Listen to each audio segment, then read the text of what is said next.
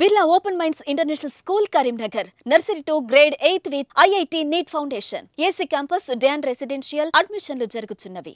ఆమె ఓ నిండు గర్భిణి. త్రిశూర్ నుంచి తాంటిల్పాలెం వెళ్లేందుకు ఇటీవల ఓ ఆర్టీసీ బస్ ఎక్కింది. ఎక్కిన కొద్దిసేపటి వరకు బాగానే ఉంది. కానీ బస్సు కొద్ది దూరం వెళ్ళాక ఆమెకు పురిటి నొప్పులు రావడం మొదలయ్యాయి. ఆ సమయంలో ఆమెకు ఏం చేయాలో అస్సలు తోచలేదు. నొప్పులతో ఆ మహిళ ఏడుస్తున్న సమయంలో బస్సులో ఉన్న కొందరు మహిళలు ఆమె వద్దకు వెళ్లి ధైర్యం చెప్పారు. ఇక అప్రమత్తమైన బస్ డ్రైవర్ చేసేదేం లేక బస్సును నేరుగా దగ్గరలోని ఆసుపత్రికి తీసుకెళ్లాడు. కానీ అప్పటికే ఆ మహిళ బస్సులోని ప్రసవించి ఆడ శిశువుకు జన్మనిచ్చింది. అయితే ప్రస్తుతం దీనికి సంబంధించిన వీడియో సామాజిక మాధ్యమాల్లో చక్కర్లు కొడుతోంది.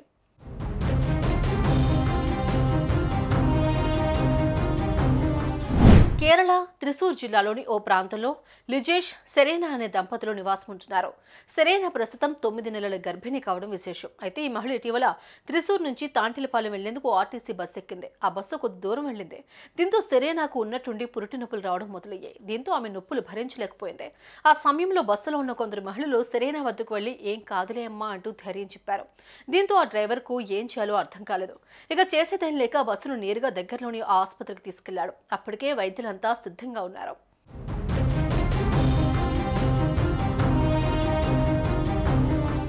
కానీ ఈలోపే ఆ మహిళ బస్సులోని ప్రసవించి పండంటి ఆడ శిశువుకు జన్మనిచ్చింది. దీంతో వైద్యులు వెంటనే అప్రమత్తమై బస్సులో ఉన్న మహిళతో పాటు అప్పుడే పుట్టిన ఆ శిశువును ఆసుపత్రిలోని ఐసీయూకి తీసుకెళ్లారు.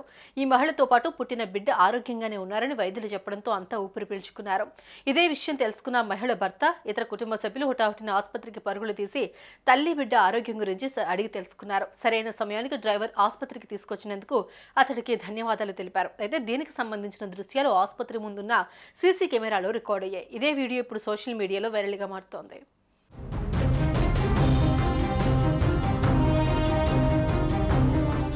చూసారుగా, గర్భిణీ స్త్రీలు అలాంటి సమయంలో బస్సులో అస్సలు వెళ్ళకండి.